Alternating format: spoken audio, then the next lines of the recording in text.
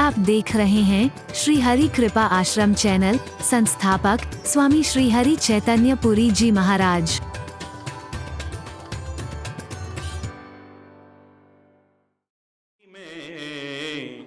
आप ही आप भुलाया हरि में, अपने कर्म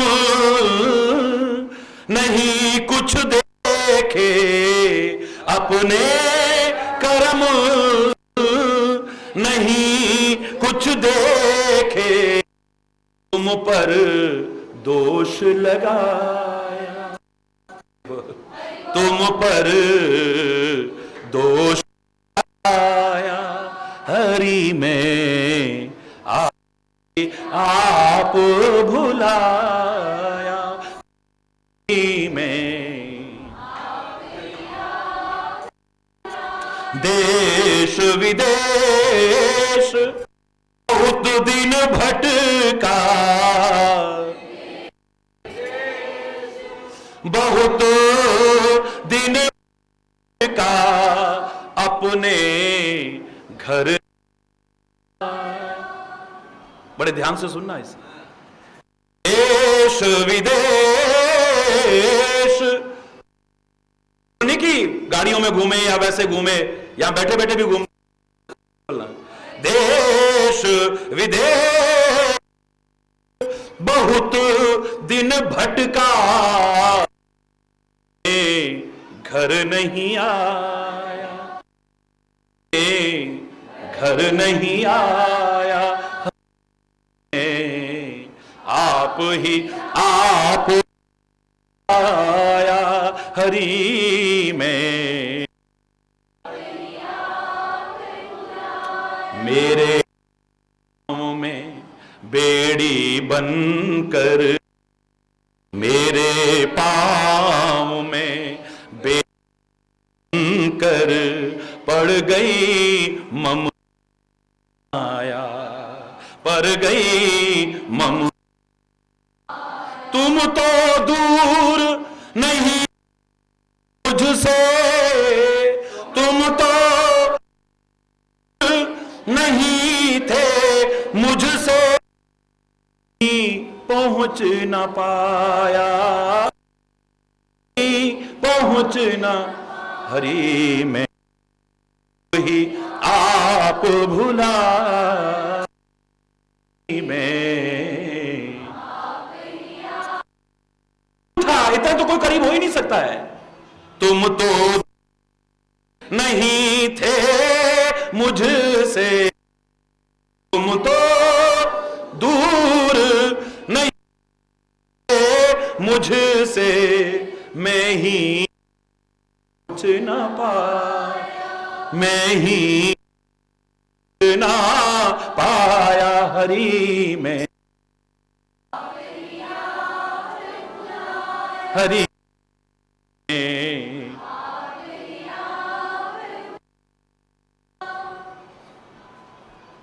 तुम तो जन्म थे मेरे,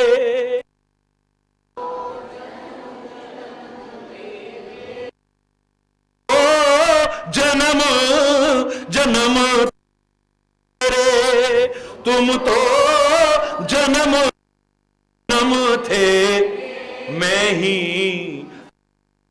आया, मैं ही रहा हरि में, आप भुलाया हरि में। दुर्लभ मानव तन कर, दुर्लभ मान विषयों में ही गवा, तुम तो जन्म जन्म थे, तुम तो मैं ही रहा परा, मैं ही हरि आप ही में।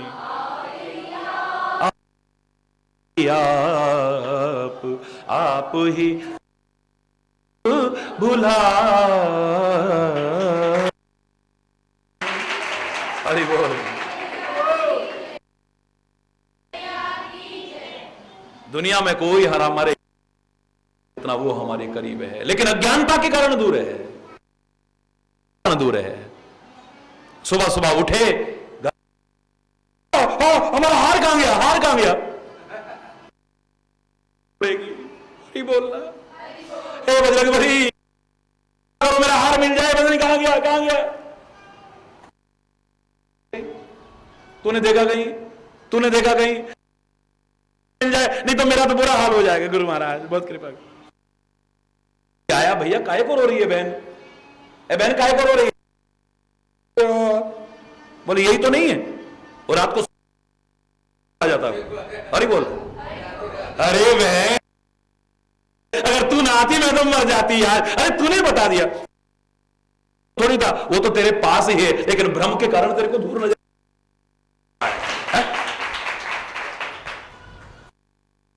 मजाक में कहा, उन्होंने कहा भगवान ने सारी दुनिया बनाई, लेकिन जब भगवान बोले ये तो मेरे को छोड़ेगा ही नहीं, ये चैन से नहीं बैठ, भी बाधा पैदा करेगा। हालांकि सर्वोत्कृष्ट कृति है ये। कोई बहुत त्रिकालज्ञ मुनि बैठे थे, बोले प्रभु मानव बहुत समझदार है, इसमें आत्म बुद्धि भी दी है, विवेक भी दिया है, सब कुछ दिया है, दिमाग भी दिया, लेकिन एक इसमें कमी है बस, उसी का फायदा मिल जाएगा नहीं। बोले क्या? बोले ऐसा करो आप कहीं जाकर के छुपना, आप इसके अंदर छुपे और ये बाहर ही ढूंढता रह जाएगा आपको, बस इसमें यही कमी है। आप इसके अंदर छुप जाओ, ये बाहर ढूंढता रहेगा, यद्यपि आप, लेकिन ये आया वहां जहां तहां तुम्हें ढूंढता रहेगा, नहीं होगा। सुई घर में खोती है, हम बाहर ढूंढते हैं। अरे बोलो और जोर से बोलो है? जितना वो करीब है इतना कोई करीब हमारे नहीं हो सकता है। ज्ञानता के कारण, ब्रह्म के कारण दूर सा लगता है।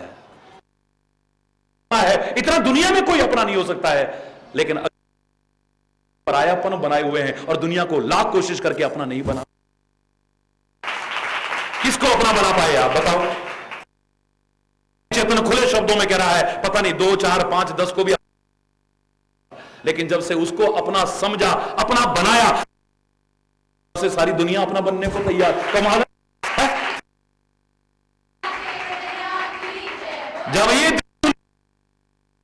बन गए, जब ये दिल तुमको दिया, कमाल है। अरे बोलना,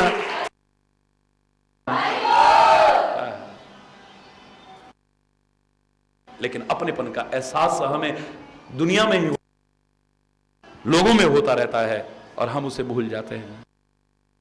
गलती का एहसास नहीं होता, हम दोषारोपण उस पर करने लग जाते हैं। हरि बोल।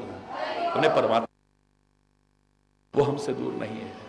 सच्चा प्यार, मैं तो खुले, महाराज जी आप वहां आ सकते हो, महाराज जी आप कितना व्यस्त रहते हैं महाराज जी, और ये कभी कभी अचानक से पहले आ जाऊं और ऐसा मौका मिले अलग बात है, बाकी तो हैं देश विदेश में क्या हालत है। लेकिन लोग कहते हैं वहां क्यों नहीं आते हो महाराज जी, हमारे यहां क्यों नहीं आते हो महाराज जी, हमारे यहां। जो लोग टेलीविजन पर रोज सुनते हैं, मैं कई बार एक शब्द, हरि चैतन्य की कोई ताकत नहीं है जो कहीं आ सके, लेकिन तुम्हारे प्यार में वो ताकत है जो न, इतना मैं जानता हूं। हरि बोल। अरे हरि चैतन्य का हरि चैतन्य भी नहीं रह पाएगा है? वो नहीं रह सकता है। प्यार की कशिश हो तो सही, जरा तारों से तार के तो देख, हरि हुए खिंचे हुए चले आए, बंधे हुए खिंचे हुए, और उस करतार से मिला के तो देख। प्यार की पुकार सकेगा कोई सवाल ही नहीं है? बाकी इतना ही ना, रघुपति बिनु अनुरागा, लाख योग करो, लाख तप करो, लाख साधन करो, इन सब का उसको रिझाने के लिए, उसको पाने के लिए, तो उसकी कृपा को पाने के लिए दूसरा साधन नहीं हो सकता है। और अगर सच्चा वहम मत रखना कि पता नहीं मिलेगा कि नहीं मिलेगा, पता नहीं मिलेगा नहीं। तुलसीदास तो चैलेंज करके लिखता है, जेही पर जेही के सत्य सनेहु सो मिलई न कछु संदेह, मिलही न कछु सा भी संदेह की गुंजाइश नहीं है। तुम्हारा प्यार नहीं, अगर उसके प्रति तो क्या किसी के प्रति भी क्यों ना हो, वो तुम्हें हो ही नहीं सकता है। मिलेगा सच्चा प्यार दूर नहीं रख सकता है। हरि बोलना, जोर से बोलना। गुरवाणी में भी बड़े प्यारे शब्द हैं, जिन यो तिन ही प्रभु पार, जिन प्रेम कियो प्रभु, प्रभु को पा सकता है किया है। हरि बोलना। भगवान शंकर स्वयं सारे के सारे प्रभु को पुकारने लगे, तो वहां पर मैंने इतना ही कहा था, अरे देश काल दिशि विद से उमाई, कहो नहीं, कहां ढूंढे भगवान को, कहीं जाने की जरूरत नहीं है। देश विद से उमाही, कहो सो कहां जहां प्रभु व्यापक सर्वत्र समाना, पर प्रेम हो ही में कण में समाया है, जर्रे जर्रे में समाया है, लेकिन वो प्रकट हुआ के बल पर प्रकट हुआ है, किसी और चीज के बल पर नहीं। सब रहित विरागी प्रेम ते प्रभु प्रकट ही जिमी आगी में अग्नि है पर उसे घर्षण करते जाओ, घर्षण करते जाओ, उसमें से भी चिन्ह। ऐसे ही प्रेम रूपी घर्षण पाकर के कण कण में समाया सर्वव्यापक मेरा परमात्मा प्रकट न हो जाए, ऐसा कैसे? लेकिन प्रेम का घर्षण हो। हरि बोलना यार। उमा जोग जप दान तप व्रत और नेम, राम करे नहीं कृपा तस शुद्ध। हरि बोलना। संत विशुद्ध मिले ही पुनिते करिचितवा यही, संत विशुद्ध मिले ही पुनिते राम कृपा करिचितवा यही। सच्चा संत उस जिस पर परमात्मा कृपा करके देखते हैं, किसी और को नहीं मिल सकता। भक्त बढ़ सकते हैं शेष कल आज यहीं पर, अगर उसके लिए क्षमा चाहता हुआ समय अभाव के कारण अपनी वाणी को जोर से बोलेंगे, धर्म की अधर्म प्राणियों में विश्व का, गौ भारत माता के, गंगा माता के, भारत की देवियों के, भक्त समाज के,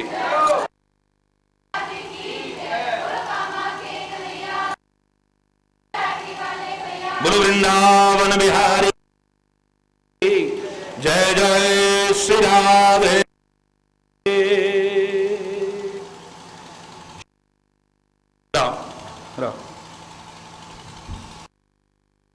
हरि बोल, हरि बोल, हरि बोल।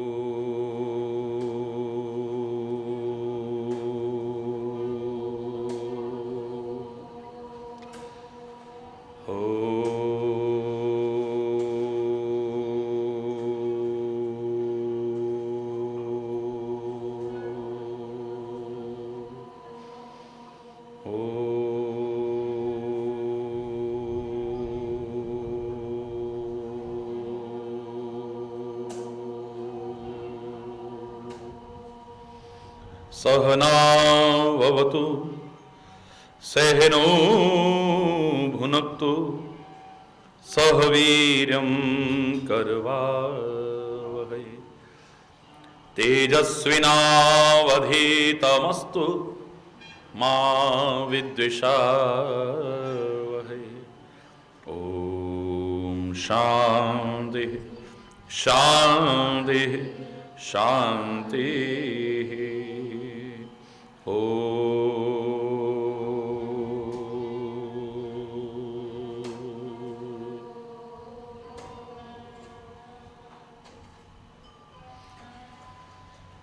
दयालु प्रभु हम दया मांगते हैं,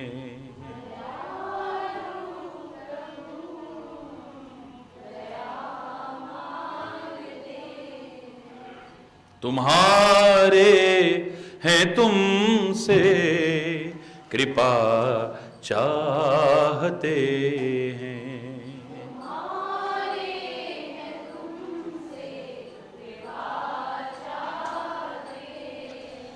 दयालु प्रभु हम दया मांगते हैं।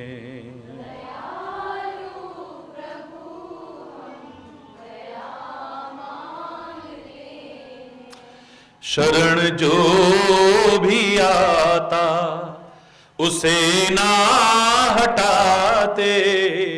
शरण जो भी आता उसे ना हटाते।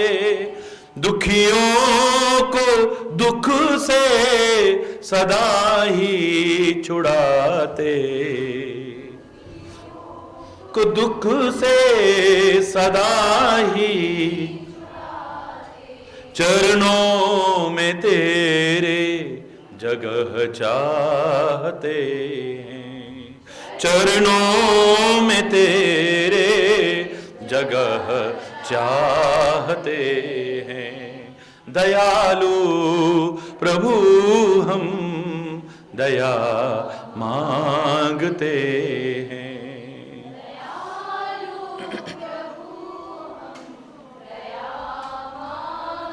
तुम्हारे हैं तुमसे कृपा चाहते हैं।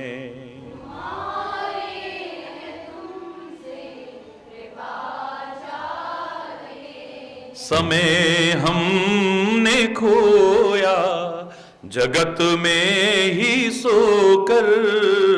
समय हमने खोया जगत में ही सोकर। शक्ति गंवाई जगत में ही रोकर। शक्ति गंवाई जगत में ही। चरणों में तेरे जगह चाहते हैं। चरणों में तेरे जगह शरण चाहते हैं। शरण चाहते हैं।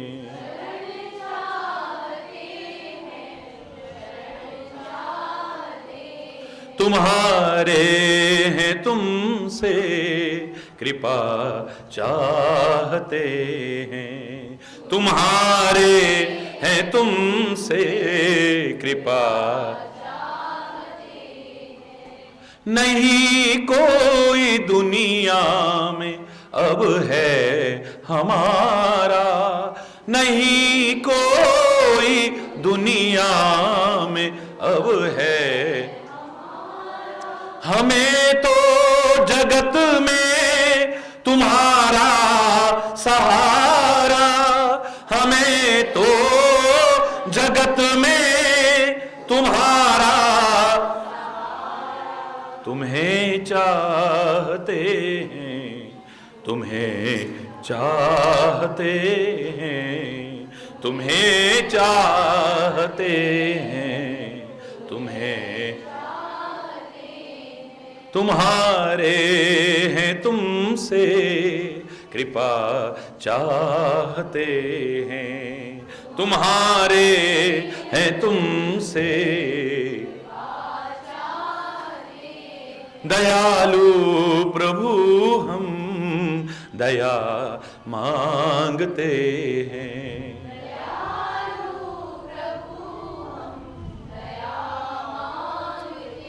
हो जो भी बुराई वो हमसे हटा दो। हो जो भी बुराई हो जो भी विकार मेरे मन के मिटा दो। हो जो भी विकार जीवन का सच्चा मार्ग दिखा दो। जीवन मार्ग यही चाहते हैं, यही चाहते हैं,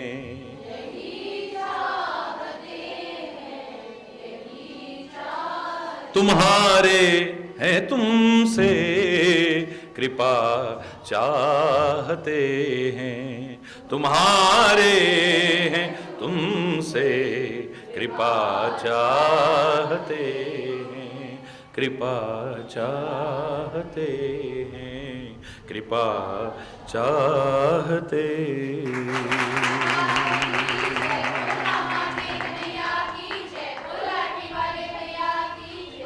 हरि बोल। हो विवेक मोह भ्रम भागा, हो विवेक मोह भ्रम तब रघुनाथ चरण अनुरागा, तब रघुनाथ चरण अनु होए विवेक, होए विवेक। हरि बोल।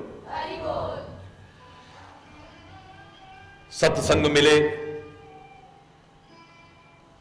संतों का संग मिले और उनका मार्गदर्शन मिले और उनका मार्गदर्शन हमारे जीवन के व्यवहार में उतर जाए, हमारे जीवन का अभिन्न अंग बन जाए, तो हमारा विवेक जागृत हो जाता है। और जब हमारा विवेक जागृत होता है, हमें सही गलत की पहचान होने लगती है, सत्य असत्य की पहचान होने लगती है, उचित अनुचित का बोध होने लगता है, विधि निषेध क्या करना चाहिए क्या नहीं करना चाहिए का एहसास होने लगता है, क्या सार है और क्या असार है यह हमारे जीवन में अनुभव होने लगता है। भगवान शंकर के वो शब्द हमारे शब्द बन जाते हैं, फिर उमा कहूं मैं अनुभव अपना, सत हरि भजन जगत सब सपना। लेकिन ये कब आते हैं शब्द उभर करके? जब हमारा विवेक जागृत होता है, हमारे अंदर साधुता प्रवेश करने लगती है, क्योंकि सत्संग का तात्पर्य वास्तव में पूर्ण तब होता है जब हम स्वयं संत बनने लगते हैं। हरि बोल। कोई कहे कि सत्संग की पूर्णता किस में है, संत के संग की पूर्णता किस में है, सदगुरु के संग हमने किया है उसकी पूर्णता किस में है, तो मैं यही कहूंगा कि जब हम भी सच्चे अर्थों में संतता अपने अंदर ले आए तो हमने संत का संग किया है, वरना नहीं किया है। हम संत बन जाएंगे तब हमने संत का संग किया है। घर बार छोड़ने वाले संत नहीं, घबराना मत, हरि बोलना। जो हम आजकल की अधूरी परिभाषा करते हैं उसमें उलझने की आवश्यकता नहीं है। हम संत बन जाएंगे, संत का संग करके, घर बार छोड़ने वाले ना सही, जटा बढ़ाने या सिर मुड़ाने वाले ना सही, विभिन्न प्रकार के चिन्ह और आभूषण धारण करने वाले ना सही, भगवे या श्वेत वस्त्र पहनने वाले ना सही, कथा प्रवचन करने वाले ना सही, लेकिन जिसके जीवन में संतता उतर आई है, जो स्वयं सत्य की खाली चर्चा नहीं करता है, सत्य पर आरूढ़ हो जाता है, जिसमें क्षमा, कृपा, कोमलता, उदारता, सहजता, परोपकार, सुहृदता, पर दुख कातरता का प्रवेश होने लगता है, सच्चा संत वही कहलाने का अधिकारी हो सकता है। वो सच्ची संतता हमारे जीवन का अभिन्न अंग बनती है और ये उसका स्वभाव बन जाता है, ये स्वभाव बन जाता है। विवेक साधु ऐसा चाहिए जैसा सूप सौ, जैसे सूप का स्वभाव है, ये स्वभाव है उसका कि सार सार को गहरे थोथा दे उड़ाए। जो थोथा होगा उसे उड़ा देगा, उसे नहीं रखेगा अपने पास, सार सार को ग्रहण करेगा खाली। दुनिया में क्या सार है क्या असार है, अधूरी कम से कम सही, पर परिभाषा हम लोग जानते हैं। हमारे सामने गेहूं रख दिए जाए तो हम उसमें से छान करके जो गंदगी होगी, कूड़ा होगा, उसे निकाल देंगे, गेहूं गेहूं निकाल लेते हैं। हमारे सामने दालें रख दी जाए, हम कंकड़ वगैरह बीन देंगे, हमारी निगाह में वो असार है, हम उसे निकाल देंगे, जो सार है उसे रख लेते हैं। हमें केला दे दिया जाए, हम छिलके को निकाल के फेंक देंगे, हम उसका गुदा खा लेंगे, गिरी खा लेंगे उसकी। हम जानते हैं कि सार क्या है, असार क्या है, अधूरा ही सही, छिलका भी कोई बुरी चीज नहीं थी। हमारे सामने बादाम रख दिए जाए, हम उसका सार ले लेंगे, जो हमारे अर्थ में सार है, असार निकाल करके फेंक देंगे। कोई भी पदार्थ हमारे सामने रख दिया जाए, हम सार को ग्रहण करते, असार को निकाल करके। लेकिन संसार में सार क्या है, असार क्या है, इसे तब हम समझ पाएंगे जब हमारा विवेक जागृत होगा, वरना समझ पाएंगे। हरि बोल। यहां हमें पता है, हम असार को छोड़ देंगे, सार को ग्रहण कर लेंगे। लेकिन संसार में क्या सार है, क्या असार है, हमें पता ही नहीं, तो क्या छोड़ेंगे और क्या अपनाएंगे। असविवेक जब दे विधाता, तब तज दोष गुण ही मन रहा। ये तो तभी होगा जब विवेक जागृत होगा। तो और वो विवेक सत्संग के बिना हमारा जागृत होने वाला हरगिज भी नहीं है, और सत्संग उसकी कृपा के बिना मिलने वाला हरगिज भी नहीं है। अगर संत और सदगुरु मिल जाए तो सोचना कि उसकी कृपा अवश्य होगी, और उसकी कृपा होती है तो समझ लेना कि सच्चा संत और सदगुरु जरूर मिल जाता है। ये दोनों अभिन्न है, एक दूसरे पर निर्भर है, ये एक दूसरे के पूरक है। ये हरि बोल। क्यों कह दिया था भगति, भगत, भगवंत, गुरु, चतुर, नाम, बपू एक, ये चार अलग अलग नजर आते हैं, चार अलग है नहीं, ये चारों एक है। जो मिल जाए, जो मिल जाए उसी को उसकी कृपा समझ करके उसको छोड़ना मत, तुम्हारा जीवन समझ जाएगा। बस सच्चा भक्त मिल जाए, सच्चा संत मिल जाए, सत्संग मिल जाए, परमात्मा में कोई फर्क नहीं है इनके अंदर। याद करो सुंदरकांड में मैंने आपसे कहा था, एक छोटा सा इशारा है इसका, छोटा सा लेकिन बड़ा महत्वपूर्ण इशारा है। विभीषण कहता है, क्या मुझ अनाथ पर कभी कृपा करेंगे प्रभु? करे कृपा भानुकुल, ये मेरे पर कभी कृपा करेंगे? हनुमान जी बोले अभी समझ ही नहीं पाया, विभीषण अभी समझ नहीं पाया है। तो कई बार भक्त, कई बार संत, कई बार सदगुरु खाली एक इशारा करते हैं और समझदार उस इशारे को ही समझ जाते हैं, ना समझ नहीं। हनुमान जी कहते, प्रात ले जो नाम हमारा, देहि दिनता ही न मिलई आहारा। असमय अधम सखा सुन, मोहू पर रघुवीर, कीनी कृपा सुमिर गुण भरे विलोचन। अरे कभी हमारा कोई सुबह, यानी वानर जाति का कोई प्रातःकाल नाम भी लेता था तो भोजन नसीब नहीं होता था, इतने मनहूस समझे जाते थे। अरे बोल, जोर से बोलो ना। इतना अधमता में, हे मित्र, असमय अधम सखा सुनो, मोह पर, मेरे पर भगवान ने कृपा कर दी। आज मेरा नाम लेकर के भी लोगों का दिन शुभ हो जाता है, ये उनकी कृपा का परिणाम है। तो जब मुझ पर कृपा करी तो किस पर कृपा नहीं करेंगे? उनकी कृपा तो निरंतर बरस रही है। विभीषण को गलती का एहसास हुआ है। मुझे लगता है यहां पर विभीषण ने कान पकड़ करके क्षमा याचना की है, हनुमंत लाल क्षमा करना मुझे, मैं आपका इशारा समझ गया हूं, मैं मूर्खतावश कह रहा हूं कि भगवान कभी कृपा करेंगे, भगवान कभी कृपा करेंगे। मेरा विश्वास अब जो सोया हुआ था जाग गया है। मोरे मन प्रभु अस विश्वासा,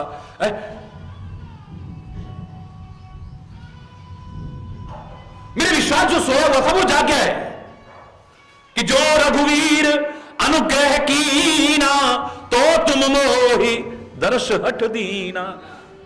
राक्षसों की नगरी में तेरे जैसे भक्त, तेरे जैसे संत के दर्शन क्या संभव थे, क्या सुलभ थे?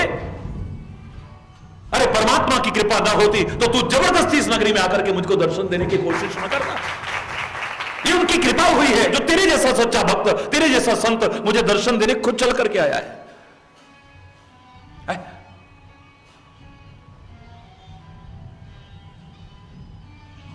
बिनु हरि कृपा मिलई नहीं संता। हरि बोल।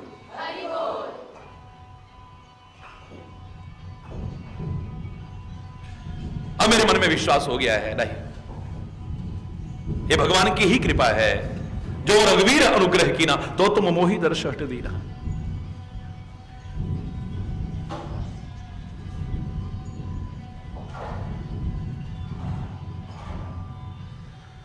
अगर सच्चा संत मिल रहा है, सच्चा भक्त मिल रहा है, सच्चा सदगुरु मिल रहा है, तो उसकी कृपा है, और ये मिल गया है तो उसकी कृपा अपने आप मिल जाएगी, कोई संदेह नहीं। हरि बोल, हरि बोल। ये मिल जाए तो उसकी कृपा अवश्य हो जाएगी। इसलिए कहा है भगवान की भक्ति और कृपा की सबसे पहले विवेक जागृत करो, और विवेक जागृत होगा सत्संग के द्वारा। बिना सत्संग विवेक रहो हो, ये विवेक, पहले विवेक होगा, सार और असार को पहचानोगे, सत्य असत्य को पहचानोगे, विधि निषेध को पहचानोगे, मोह भ्रम भागा, आपकी आसक्ति दूर होगी, अनुरक्ति पैदा होगी, आपका मोह दूर होगा, प्रेम पैदा होगा, आपका अज्ञान दूर होगा और ज्ञान का उजाला आपके अंदर प्रवेश करने लग जाएगा, आपके सारे भ्रम दूर हो जाएंगे, आपका विश्वास दृढ़तम होता चला जाएगा। अगर विश्वास नहीं होगा तो तुम्हारे अंदर परमात्मा भी है, तुम क्या पा सकोगे? श्रद्धा तुम्हारे अंदर नहीं होगी, भगवान को क्या पा सकोगे? और वो तभी होगा जब भ्रम दूर होंगे, तो आपका विवेक जागृत होगा। हमारे भगवान शंकर और पार्वती का रूप, तुलसी कहता कोई और रूप नहीं, और अगर कोई हो भी तो हो, लेकिन मेरे शंकर और पार्वती का एक रूप ये भी है, इसे नकारा नहीं जा सकता है। भवानी शंकरो वंदे श्रद्धा विश्वास रूपिणो, श्रद्धा और विश्वास का रूप है, प्रतिरूप है मेरे भवानी शंकर। याभ्याम बिना न पश्यन्ति, जिसके बिना तुम देख ही नहीं सकते हो। याभ्याम बिना न पश्यन्ति सिद्ध स्वांत स्तम ईश्वरम। एक साधक तो क्या, सिद्ध पुरुष भी अगर श्रद्धा और विश्वास ना हो तो अपने अंतर में स्थित ईश्वर को कभी देखने की साहस नहीं जुटा पाएंगे, शक्ति विकसित नहीं कर पाएंगे कभी। एक साधक नहीं, सिद्ध पुरुष भी अपने अंतर में स्थित ईश्वर के दर्शन नहीं कर पाएंगे, है अंदर ही, वो बाहर ही भटकते रहेंगे बस। हरि बोल, तो बोलो ना। कस्तूरी कुंडल बसे मृग ढूंढे बन माही, गुरबाणी में भी कहा काहे रे बन खोज न जाई। हालांकि मैं इतना जरूर कहता हूं कि अधूरा चिंतन मत रखो। अगर परमात्मा सर्वत्र है तो वो वन में भी है, वो घर में भी है। कभी मत कहो कि वन में नहीं मिल सकता है, घर में नहीं मिल सकता है, हिमालय में नहीं। जब सर्वत्र है, कण कण में है, जर्रे जर्रे में है, सर्वव्यापक है, तो ये प्रश्न चिन्ह मत लगाओ, ये अधूरा चिंतन मत दो। हां, इतना जरूर है कि जैसा जीवन, जैसा आचरण, जैसा चिंतन, जैसे कर्म होने चाहिए, जैसा स्वभाव होना चाहिए, जैसा व्यवहार होना चाहिए, जैसा खान पान होना चाहिए, ये सारा का सारा हो गया तो तुम घर में भी पा सकते हो, जंगल में भी पा सकते हो। और ऐसा ना हुआ तो चाहे जंगल में भटको, चाहे हिमालय में भटको, या कहीं पर भी रहो, परमात्मा को नहीं पा सकते हो। परमात्मा को प्राप्ति का एहसास अप्राप्त नहीं है, वो तो नित्य प्राप्त है। ये प्राप्ति की स्मृति और जागृति की आवश्यकता है, अप्राप्त नहीं है। ये हमारी भावना है, जो हम कहते हैं हरि आ जाओ एक बार, हरि आ जाओ, ये हमारी भावना है, और भावना में तर्क की गुंजाइश नहीं है। लेकिन जब यथार्थता के धरातल पर समझने की कोशिश करोगे, वो आएगा कहां से? वो कहां नहीं है, वो कहां नहीं है। ऐसी कौन सी जगह है जहां पर वो ना हो? है? हरि व्यापक सर्वत्र समाना, समान रूप से व्याप्त है। अग जग में सब रहित विरागी, सारी सृष्टि में पूरी तरह से ओतप्रोत है, उसके बिना अस्तित्व क्या है सृष्टि का? जैसे सागर का लहरों के बिना अस्तित्व रह सकता है, लेकिन लहरों का सागर के बिना अस्तित्व, परमात्मा का इस सृष्टि के बिना अस्तित्व हो सकता है, लेकिन इस सृष्टि का परमात्मा का तो अस्तित्व ही नहीं है। वो तो जब सृष्टि नहीं थी तब भी था, और प्रलय आ जाएगी, सृष्टि नहीं रहेगी तब भी रहेगा। हरि बोल ना। तभी लोग कह देते हैं सामान्यतः आत्मा सो परमात्मा, परमात्मा सो आत्मा। ये इसलिए कहा जाता है कि किसी की आत्मा को दुख मत पहुंचाओ, ये परमात्मा का रूप है। बंदों से नफरत करके तुम उसकी बंदगी करना चाहो, अधूरी रहेगी तुम्हारी। उसके बंदों से घृणा करके आप उसकी बंदगी करना चाहो, उसकी उपासना करना चाहो, भक्ति करना चाहो, अधूरा चिंतन है। हरि बोल। अगर किसी को भी ठेस पहुंचाओगे, किसी को भी कष्ट पहुंचाओगे, किसी को भी दुख पहुंचाओगे, किसी का भी अनहित करने की कोशिश करोगे, परमात्मा को कभी प्रसन्न नहीं कर पाओगे। इसलिए वो कभी शूकर बन के आता है, कभी मत्स्य बन करके आता है, कभी कच्छप बन के आता है। वो सिखाता है कि इनके अंदर भी मैं ही हूं, अगर इनको भी तुम सताओगे मुझे प्राप्त नहीं कर सकते। कभी घोड़ा बन के आता है, कभी कुकर बन के आता है, कभी सूकर बन के आता है, कभी ब्राह्मण बन के आता है, कभी क्षत्रिय बन के आता है, कभी कुछ बन के आता है, कभी कुछ बन के आता है। हरि बोलना, ये सिखाने के लिए कि सर्वत्र मैं ही तो हूं, मेरा अलावा है क्या।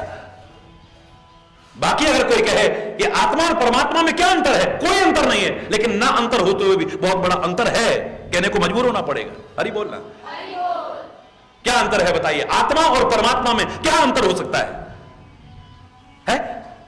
एक ही है ना, लेकिन बहुत बड़ा अंतर है, बहुत बड़ा अंतर है। परमात्मा एक है और आत्मा अनेक है। हरि बोलना, आत्मा अनेक है और परमात्मा एक है। आत्मा किसी एक के विशेष स्थान पर ही विद्यमान है, एक के शरीर में विद्यमान है, एक के अंतर में विद्यमान है, और परमात्मा सृष्टि के कण कण में विद्यमान है। इस आत्मा का परमात्मा के बिना अस्तित्व नहीं है, लेकिन परमात्मा का आत्माओं के बिना भी अस्तित्व हो सकता है। हरि बोलना, भेद न होते हुए भी बहुत बड़ा भेद है, बहुत बड़ा भेद है।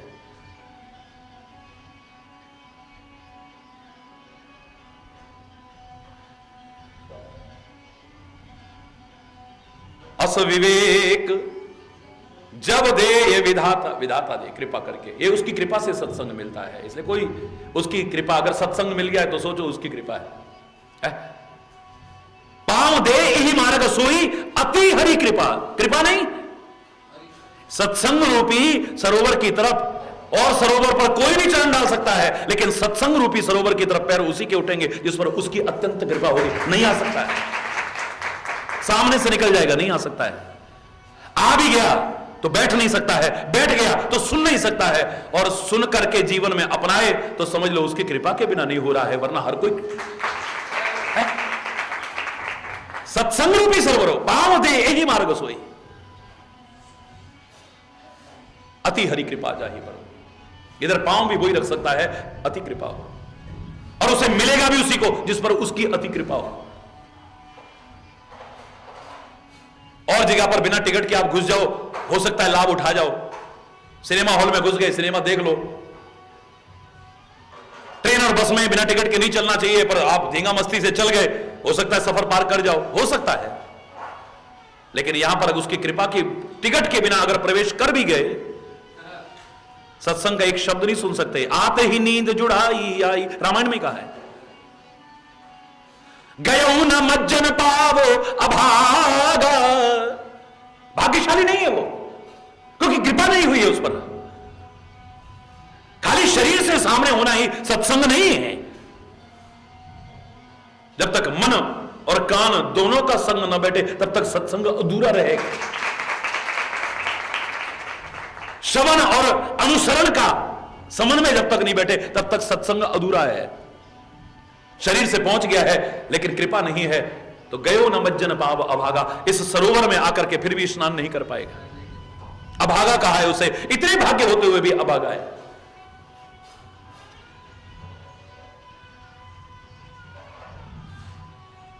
बिना उसकी कृपा के संभव नहीं है।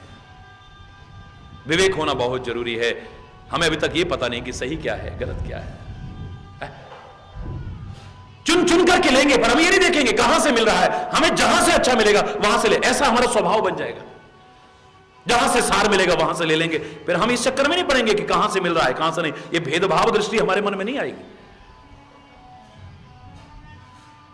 उत्तम विद्या लीजिए यद्यपि नीच पे होए, संतों महापुरुषों से ही नहीं, वेद पुराण ग्रंथों से ही नहीं, परमात्मा के दिव्य चरित्रों से ही नहीं। ऐसा स्वभाव बन जाएगा कि उत्तम विद्या, अच्छे गुण, अच्छी शिक्षा अगर जिसे नीच समझते हैं लोग वहां से भी मिलेगी तो हम लेने में संकोच नहीं करेंगे। हम ये नहीं देखेंगे, जहां से सीखने को मिलेगा वहां से सीख लेंगे हम। फिर दत्तात्रेय जैसे स्वभाव हो जाएगा हमारा कि जहां से सीखने को मिला उसी को गुरु समझ करके नमन करते जा रहे हैं। सदगुरु का अपना महत्व है, उसके महत्व को कम नहीं कर सकते हैं, लेकिन हमें जो सिखा रहा है वो हमारा गुरु है। और सृष्टि का एक कण भी, व्यक्ति तो क्या एक कण भी ऐसा नहीं है जिससे तुम लेना चाहो तो तुम्हें कोई ना कोई शिक्षा न मिल जाए। लेना चाहो, सृष्टि का एक कण भी ऐसा नहीं है। पर्वतों से सीखना चाहो पर्वत सिखा देंगे, नदियों से सीखना चाहो नदियां सिखा देंगे, पृथ्वी से सीखना चाहो पृथ्वी सिखा देंगे, पक्षियों से सीखना चाहो पक्षी सिखा देंगे, पशुओं से सीखना चाहो पशु सिखा देंगे। सीखने वाला होना चाहिए। महापुरुषों ने तभी हमारे सामने एक आदर्श उदाहरण रखा कि सीखने वाले को कैसा होना चाहिए। बोले काक चेष्टा बको ध्यानम स्वान निद्रा तथैव च। ये नहीं कहा कि संतों से ही सीखो, गुरुओं से ही सीखो, महापुरुषों से ही सीखो, अवतारों से सीखो। ये दृष्टि बनाने के लिए खाली कि सीखने वाले को हर जगह से कुछ ना कुछ मिल सकता है। और सीखने वाला अगर न हो, गुणग्राही अगर न हो, भगवान भी सामने आके सिखाएं तो दुर्योधन की तरह दिमाग में कुछ बैठने वाला नहीं है। परमात्मा सामने आकर के सिखाएं। धृतराष्ट्र की वो पुत्र मोह के कारण जो अंधा हो चुका है, बुद्धि में कोई बात ठहरने वाली नहीं है, शकुनी के दिमाग में बात बैठने वाली नहीं है। साक्षात रुद्र स्वरूप हनुमान जी महाराज आकर के सिखाएं, रावण के दिमाग में कोई बात बैठने वाली नहीं है। हरि बोलना, जोर से बोल रहा है। जिसने नहीं सीख रहा है, मूर्ख हृदय न चेत जो गुरु मिलहि विरंचि सम, फूलई फरई न बेत यद्यपि सुधा वर्ष ही जलद। ये बादल पानी तो क्या अमृत भी बरसाने लग जाएं, लेकिन जो बेत का पेड़ होता है उसमें कभी भी फल लगने वाला हरगिज भी नहीं है। ऐसे ही मूर्ख हृदय न चेत जो गुरु में नहीं विरंचि सम। मूर्ख व्यक्ति के हृदय में बोध होने वाला नहीं है, चाहे ब्रह्मा भी और ब्रह्म भी उसका गुरु बनकर के आ जाए। समझदारों को इशारे काफी हैं और ना समझों को थप्पड़ भी पर्याप्त नहीं है। हरि बोलना, समझदारों को इशारा ही पर्याप्त है। जो ना समझे उसके लिए एक शब्द भी सिखाने के लिए काफी हो, एक शब्द भी काफी। गुणग्राही तो बने हो। मैंने स्पष्ट शब्दों में कहा था, हरि चैतन्य के पास क्या है और कितना है इतना महत्वपूर्ण नहीं है। दुनिया भर के जितने संत महापुरुष हैं उनके पास क्या है और कितना है इतना महत्वपूर्ण नहीं है, पर तुम उनसे क्या और कितना ले सकते हो यह ज्यादा महत्वपूर्ण है। सागर के पास कितना है इसका महत्व नहीं है, जल कितना है, अनमोल मोती कितने भरे हैं, क्या कुछ नहीं है वहां, लेकिन अब तुम्हारे ऊपर है कि तुम्हारा पात्र कितना है, बड़ा है। हरि बोल। कहीं पात्र में छिद्र तो नहीं है, पात्र चाहे कितना बड़ा भी ले जाना, ला करके भी अधूरे रह जाओगे, खाली रह जाओगे। तूने तो कृपा बरसाई लेकिन मेरी झोली खाली रह गई। ये तभी लोग कहते हैं कपट छिद्र न भावा, जो कहा था मोहि कपट छल छिद्र न। छिद्र होंगे, ऊपर से कुछ भी डालो सब निकल जाएगा, बचेगा क्या? काय का फल लोगे फिर, काय का फल लोगे बोलो? कहां क्या है कितना है इतना महत्वपूर्ण नहीं है, तुम क्या और कितना ले सकते हो ये ज्यादा महत्वपूर्ण है। हरि बोल। तभी तो मैं कहता हूं गुणग्राही बनो, जहां से तुम्हें गुण मिले। कमल की गंध को देखो आप, भौरा जंगल से खिंचा हुआ आता है, दूर जंगल से खिंचा हुआ आएगा, उसे कमल की गंध का मालूम है, अपनी जान तक कुर्बान करता है उस गंध के ऊपर। और जहां पर कमल का फूल खिला है, बगल में मेढकियां हैं कितनी, एक बार कभी सूंघ के नहीं देखा होगा उन्होंने। कहावत भी बनी थी, मेंढकी को जुकाम हो गया है। हरि बोलना। मेंढक बगल में रहे, कभी गंध की तरफ आकर्षित नहीं हुआ है, और जंगल से खिंचा हुआ भौरा आता है। मैं तो इसका नहीं कि कमल के पास गंध है, मैं तो इसका है कि कमल जैसे उस भौरे जैसे गुणग्राही तो बनो, तब उसका आनंद उठा पाओगे, वरना पास रह करके भी नहीं उठा पाओगे। लाभ उठाने वाला दूर से खिंचा हुआ आएगा, और न उठाने वाला मेंढकों की तरफ बगल में रह करके नहीं उठा पाएगा। हरि बोलना। गुणग्राही बनेंगे तो हमारा एक स्वभाव बन जाएगा, उत्तम विद्या लीजिए यद्यपि नीच पे होए, पर अपावरण ठोर पे कंचन तजे न कोई। सोना हीरा जवाहरात अगर गंदगी में भी गिर जाए, जिस गंदगी से तुम इतनी नफरत करते थे, इतनी शुद्धता प्रिय थे तुम, इतनी पवित्रता का ध्यान रखते थे, अब सफाई करने वाले का इंतजार नहीं करोगे, तुरंत हाथ कहीं नीचे न चला जाए। गंदगी में से भी तुम्हारी निगाह में जो मूल्यवान है उस सोने चांदी को नहीं छोड़ते हो, हीरे जवाहरात को नहीं छोड़ते हो। तो जिनकी निगाह में ये गुण ज्यादा कीमती हैं, अनमोल हैं, अनमोल रत्न हैं, उन्हें जहां से मिलता है वहां से लेने की कोशिश करते हैं, नहीं छोड़ते वहां से। वो ही नहीं देखते हैं कि सामने वाला रहदास है, चमड़े का काम करने वाला, या राजा जनक है, या कोई ऋषि मुनि है, छोटी अवस्था का संत ज्ञानेश्वर है, या बड़ी उम्र का फलाना है। वो कुछ नहीं देखते हैं, उन्हें तो जहां से जो मिले वहां से लेकर के अपने जीवन को लेने वाला होना चाहिए। अच्छाइयां कहां नहीं है, और ना लेने वाला हो, दोष दृष्टि बना लो तो बुराइयां कहां नहीं है। हरि बोल। मैंने आपसे कहा था हरि बोल, एक ही बात आपसे कही थी। मेरे शायद इस बात को समझाने के लिए ये छोटा सा लेकिन बड़ा महत्वपूर्ण उदाहरण कम नहीं है। द्रोणाचार्य कहते हैं सबको इकट्ठा करके कि तुम्हारी परीक्षा होगी। आज्ञा गुरुदेव। दोनों में से एक एक व्यक्ति चुन लिया जाए। उधर से दुर्योधन चुन लिया, इधर से युधिष्ठिर चुन लिया गया। कौरवों और पांडवों दोनों की परीक्षा होनी थी। दुर्योधन बोला मैं सबकी तरफ से जाऊंगा, और वो बोला मैं सबकी तरफ से परीक्षा देने को तैयार हूं। तो ठीक है, फिर तुम सारी दुनिया में घूम करके जाओ और जाकर के एक व्यक्ति ऐसा ढूंढ करके लाओ, हे युधिष्ठिर, जिसमें कोई अच्छाई ना हो, जिसमें कोई अच्छाई ना हो, ऐसा एक आदमी ढूंढ करके लाओ। और दुर्योधन, तुम सारी दुनिया में घूमो, एक आदमी ऐसा ढूंढ करके लाओ जिसमें कोई बुराई ना हो। हरि बोल। कहते हैं कि बहुत दिन लग गए। दोनों ने आकर के गुरुदेव के चरणों में प्रणाम किया। गुरुदेव बोले कि कहो सारी दुनिया में घूम आए? बोले हाँ महाराज घूम आए। तो धर्मराज तुम बताओ, युधिष्ठिर तुम बताओ, वो व्यक्ति कहां है जो मैंने कहा था एक व्यक्ति सारी दुनिया से ढूंढ के लाना जिसमें कोई अच्छाई ना हो?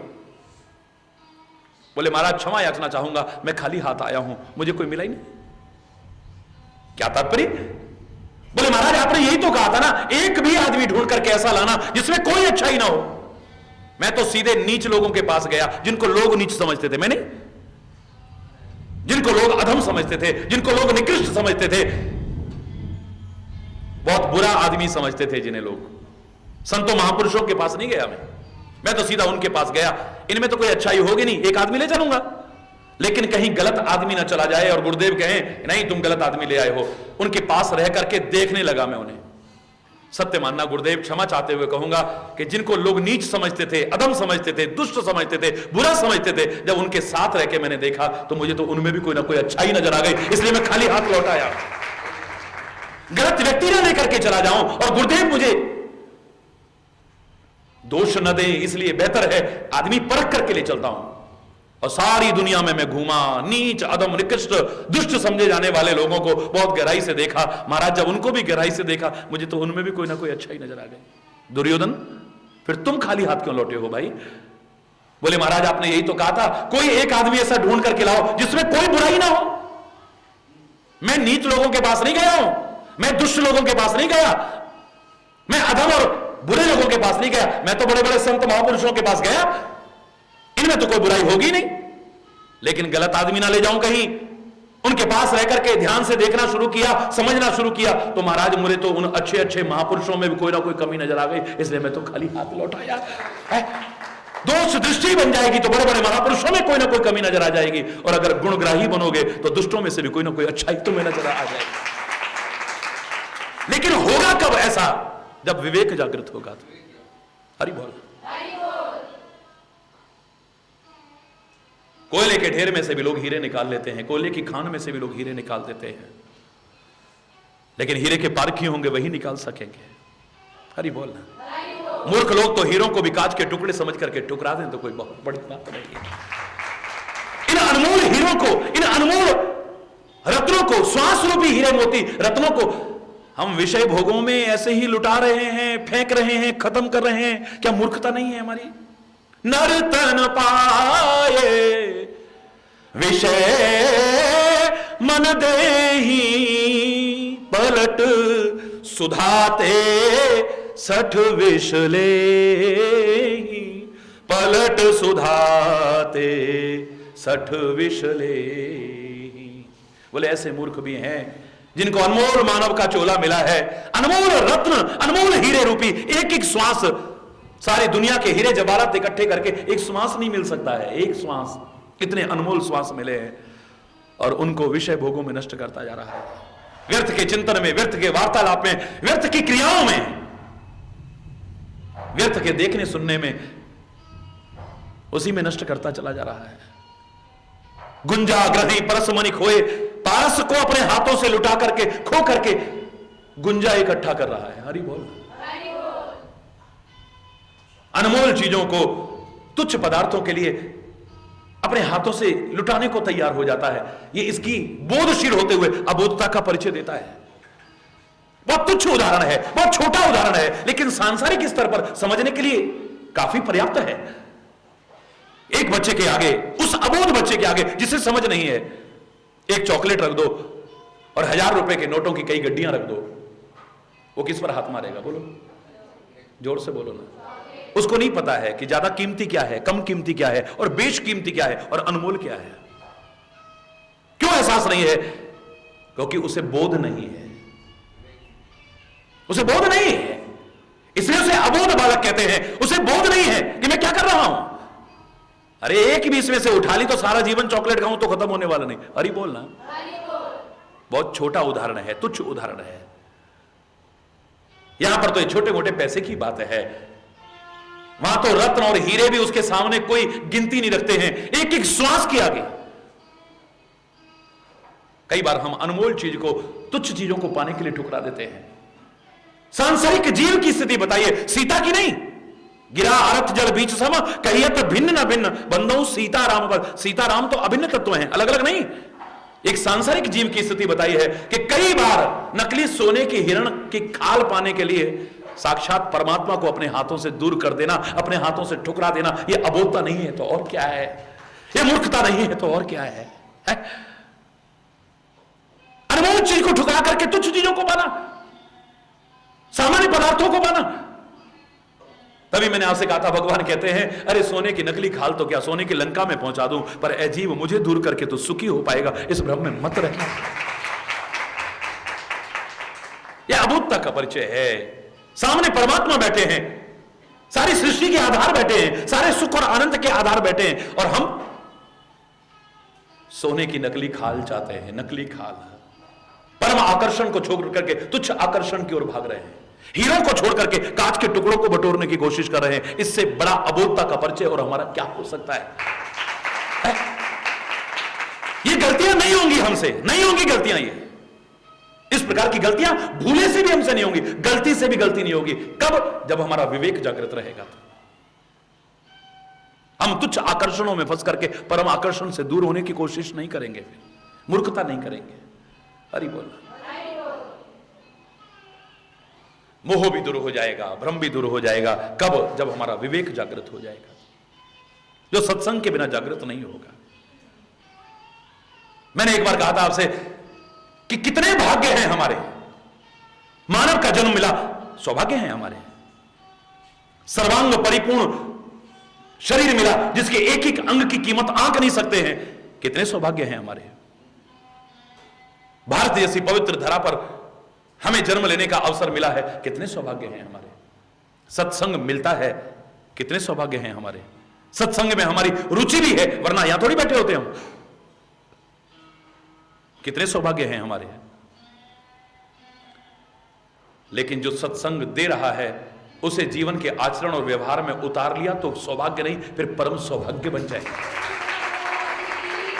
परम सौभाग्य बन जाएगा। और कई बार सौभाग्य होते हुए भी दुर्भाग्यशाली रह जाते हैं। इतने सारे सौभाग्य, गयो न मज्जन पावो अभागा। मानव का शरीर भी उसे मिला था, कितना सौभाग्यशाली था। सर्वांग परिपूर्ण शरीर मिला था, कितना सौभाग्यशाली था। सत्संग मिला था, कितना सौभाग्यशाली था। और वो वहां पर गया भी, कितना सौभाग्यशाली था। पर तुलसी कह रहा है गयो न मज्जन पावो अभागा। ऐसा अभागा रहा कि वहां जाकर के भी लाभ नहीं उठा पाया, नहीं उठा पाया। और क्या करेगा फिर? अपना दोष नहीं बताएगा। ऐसे दुर्भाग्यशाली लोग फिर अपना दोष नहीं गिनते हैं, सर निंदा करता ही बुझावा। कोई जाके कहेगा मैंने अरे कुछ नहीं है यार, सब बेकार है, खाली कोरी बातें हैं, क्या मिलेगा उनसे। जिस सरोवर में स्नान करके लोग अपने जीवन को धन्य धन्य कर बैठे, कृतकृत कर बैठे, उस सरोवर की वो आलोचना के अलावा और कुछ नहीं कर सकता है। सर निंदा करता ही बुझावा।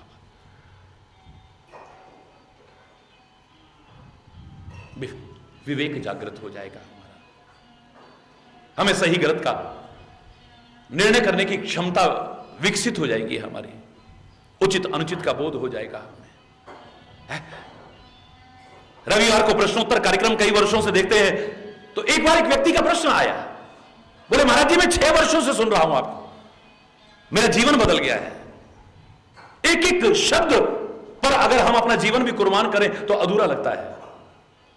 महाराज जी आपकी हर बात अच्छी लगी, लेकिन मैं क्षमा चाहते हुए कहूंगा एक बात अच्छी नहीं लगी। हरि बोल। उसने वो लिखी नहीं।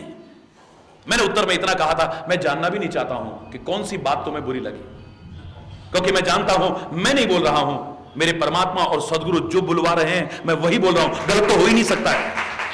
खुले शब्दों में कह रहा हूं, अकाट्य है एक एक शब्द, क्योंकि ये शब्द मेरे नहीं है। मैं बोलता तो शायद गलती कर जाता, मैं बोलता तो, लेकिन जो मेरे वेद कह रहे हैं, जो पुराण कह रहे हैं, जो मेरे ऋषि महर्षि कहते रहे हैं, जो मेरे संत महापुरुष कहते हैं, जो गुरु कृपा से मुझे मिला है, परमात्मा की कृपा से मिला है, वही तुम तक पहुंचाने की कोशिश कर रहा हूं। गलत तो हो ही नहीं सकता, एक शब्द गलत नहीं हो सकता है। लेकिन मेरे भाई, मैं आपकी भावनाओं की कदर करता हूं, तुम्हारी भावनाओं की कदर करते हुए कहता हूं कि इन 6 वर्षों में इतना आपने सुना है और आपको सब कुछ अच्छा लगा। करोड़ों करोड़ों बातें मिली होंगी आपको, उन करोड़ों बातों में से एक बात आपको अच्छी नहीं लगी, कोई बात नहीं। जो करोड़ों अच्छी लगी हैं उन्हें अपना लेना, जो एक तुम्हें तुम्हारे विचार से अच्छी नहीं लगी उसको छोड़ देना, तब भी तुम्हारा जीवन धन्य धन्य हो जाएगा। कोई बात नहीं है।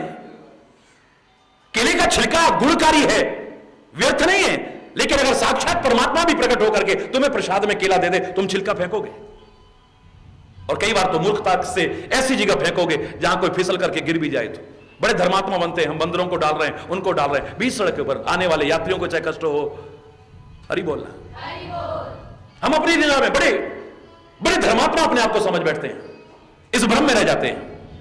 चाहे आने वाला परेशान हो, चाहे कोई गिरे लुढ़क जाए, और बल्कि खुश होंगे, तालियां, अरे लुढ़क गया। हरि बोलना। भगवान साक्षात प्रकट होकर के तुम्हें केला पकड़ा दे, तुम क्या करोगे? उसका गिरी खाओगे, छिलका निकाल के फेंक दोगे, जबकि वो भी बेकार नहीं है। साक्षात भगवान प्रकट होकर के, या जिन महाराज जी के प्रति इतनी श्रद्धा रखते हो, मैंने कहा आपको बादाम पकड़ा दें प्रसाद में, तुम छिलका नहीं खाओगे, छिलका फेंक दोगे, जबकि छिलका की बेकार नहीं है। कई दवाइयों में इस्तेमाल होता है, और जिनको दवाइयों का एहसास नहीं है वो इसका मंजन बना करके करते हैं। हरि बोलना। बेकार नहीं था, लेकिन तुम्हारी निगाह में बेकार था, तुम निकाल के फेंक दोगे उसे। तुम्हें छुड़ाए दे दिए जाएं, तुम उसका ऊपर का खाओगे, बीज निकाल करके फेंक दोगे, जबकि वो भी बेकार नहीं है। गर्मी में जब तुम्हारी प्यास ना बुझे, छुआरे को जरा सा ऐसे घिस करके उसकी गुठली को उसको चाटो, फिर देखो आप। हरि बोलो।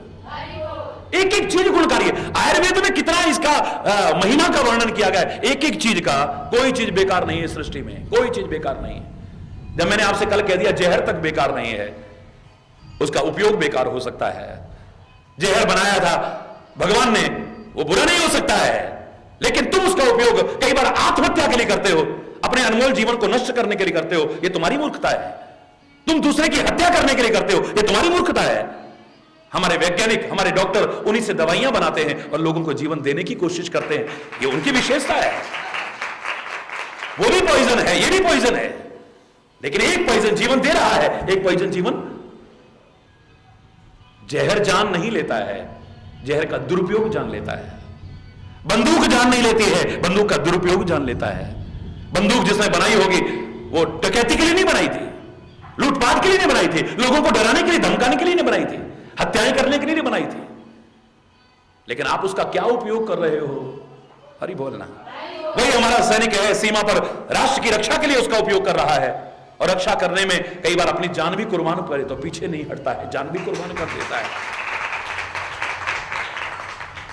अब हम उससे लूटपाट करें, डकैतियां डालें, हिंसा करें, डराएं धमकाएं और दोष दें बंदूक बनाने वाले को। हरि बोलना। जोर से बोलो ना, और जोर से बोलो ना।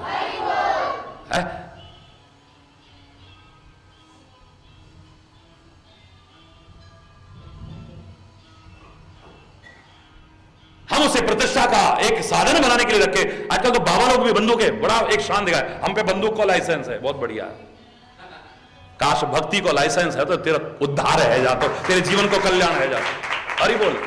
वो बड़ी शान इसमें है, बहुत शान। जो परमात्मा की भक्ति में निमग्न है उसे दुनिया की रक्षा के साधनों की आवश्यकता पड़ेगी? वो तो सहसा कोय उठता है, जाको राखे साइया मार न सके कोई, बाल न बाका कर सके चाहे सब जग वैरी।